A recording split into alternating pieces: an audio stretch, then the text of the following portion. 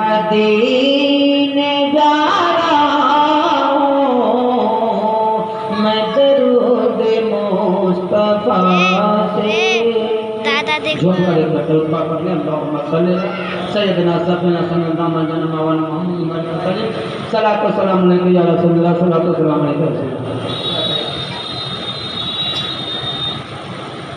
آئیے حافظی کے آرڈر کے مطابق عربی نعتیہ کلام کے فقط دعا سماعت فرمائیں. لم یات نذیر کفی نذیر لم یات نذیر کفی نذیر مثل یات نذیر کفی نذیر مثلی تو نسد پیدا راج کو تاج تورے سرسو تیرو کفی نذیر مثلی تو نسد من بے بس تو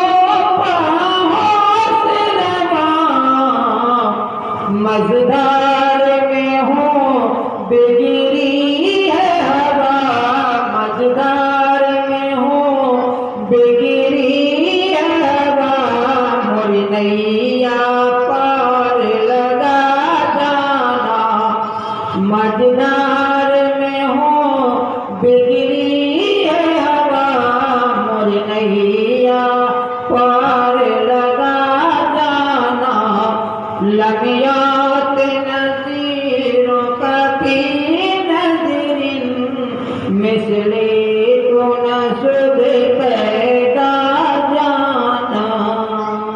جو بھی لڑکا کو سیدنا سفینہ سیدنا منزل مولانا محمد وسلم صلاۃ و سلام علیکم یا رسول اللہ یا حبیب اللہ صلی اللہ علیہ وسلم.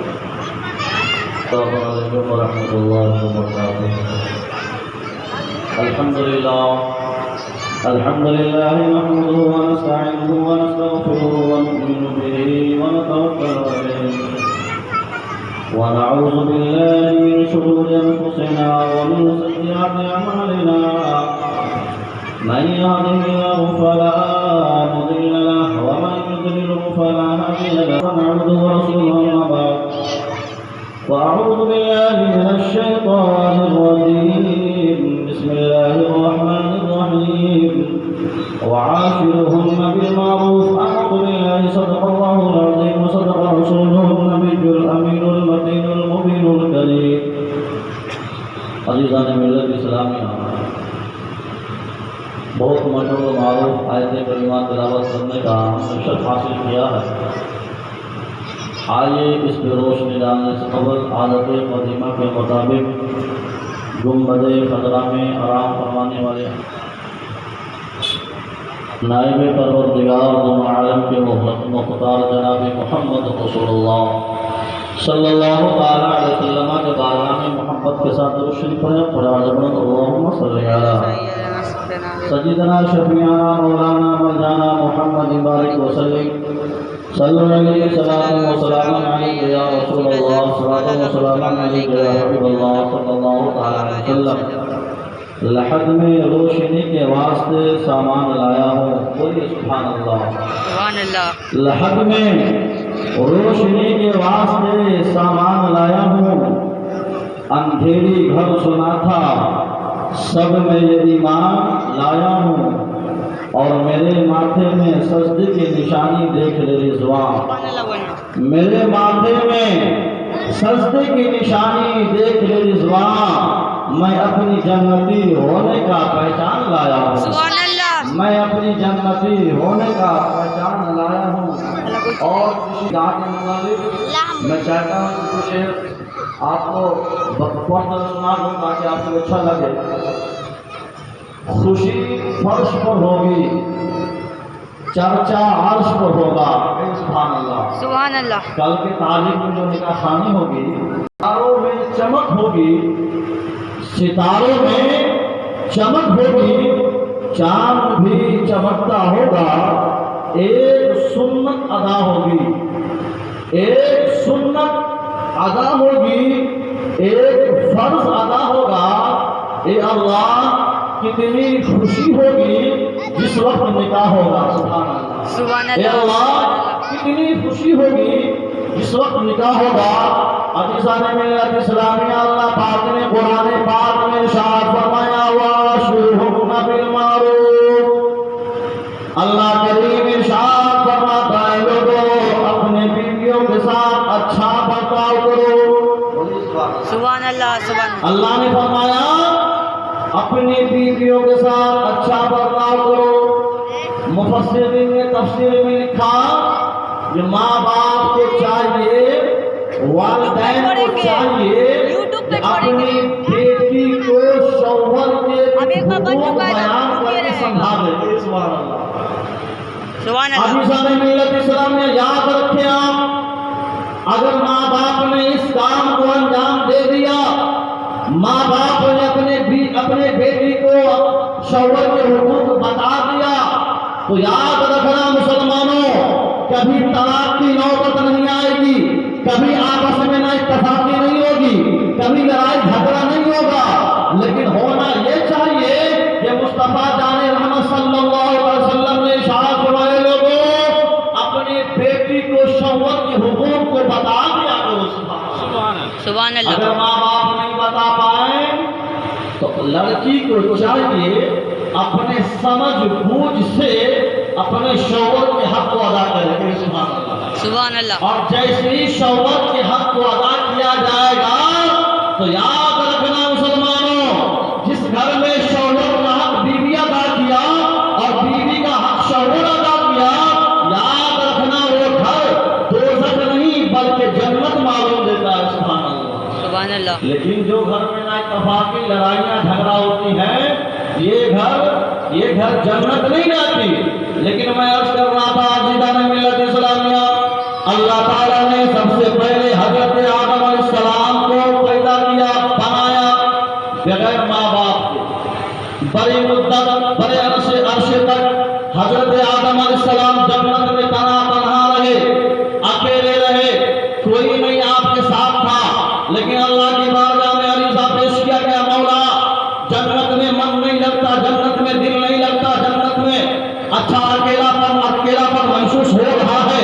تو اللہ تعالیٰ نے حضرت آدم علیہ السلام کے بائیں پسلی کے پھٹی سے حضرت حوا رضی اللہ تعالیٰ عنہ کو پیدا کیا.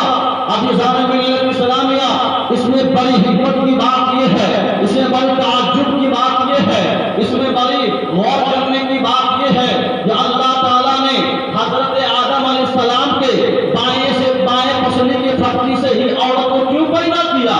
اللہ اگر چاہتا تو پاؤں کی ہڈی سے پیدا کر سکتا تھا، اگر اللہ چاہتا تو سر کی ہڈی سے پیدا کر سکتا تھا، اللہ اگر چاہتا تو حضرت حوا کو ہاتھ کی ہڈی سے پیدا کر سکتا تھا.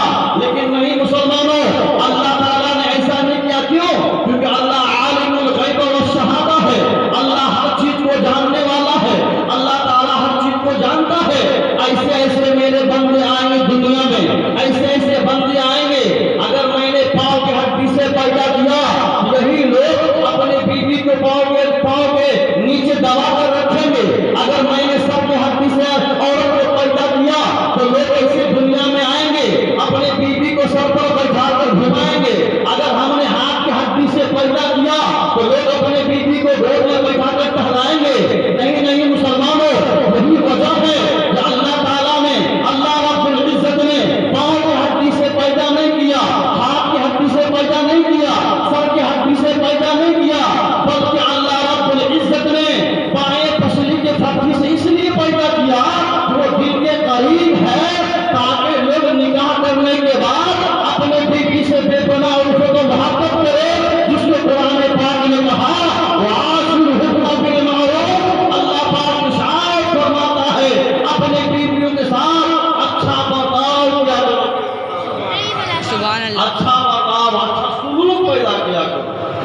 لیکن عزیزان ملت اسلام میں آج حال یہ ہے کہ آج نکاح ہم نے کر لیا اور کسی کی بیٹی کو اپنے گھر میں لا کے ذلیل کیا.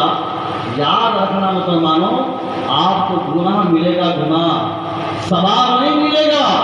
اس لیے کہ اللہ نے کہا جو بات وہی حق ہے، مصطفیٰ جان رحمت صلی اللہ علیہ وسلم نے جو ارشاد فرمایا، میں عرض کر رہا تھا اللہ تعالیٰ نے حضرت آدم علیہ السلام کے بائیں پسلی کے پھٹی سے پیدا کیا، وہ پھٹی بالکل دل کے قریب ہے، لہذا نکاح ہونے کے بعد اپنی بیوی کو دل کے قریب رکھا جائے، سبحان اللہ۔ لیکن مسلمان اسی زمین پر دیکھیں آپ، ایسے ایسے شوہر آپ کو ملیں گے جو لوگ تعجب کرتے ہیں، کاش ایسے شوہر سے چھٹکارا مل جاتا تو بہتر ہوتا، لیکن میرے محترم اسی زمین کے اوپر ایسے ایسے شوہر ہیں، چلے گئے جانے کے بعد اتنا غم دل ہوتا ہے کہ کبھی ادھر اٹھا کر بھی نہیں دیکھتا، اپنے شوہر کے محبت میں ہی جیتا، اپنے شوہر کو محبت میں ہی لڑکیاں جیتی ہے۔ لہذا مسلمان یاد رکھو، اپنے بیویوں کا حق مکمل طریقے سے ادا کرو۔ اس کے بعد حضرت آدم علیہ السلام کی آنکھ کھلی، کیا آپ نے دیکھا؟ ایک خاتون، ایک خوبصورت، ایک حسین و جمیل، ایک خاتون، ایک عورت جنت کے باغوں میں ٹہل رہی ہے، کہ سبحان اللہ، سبحان اللہ۔ جنت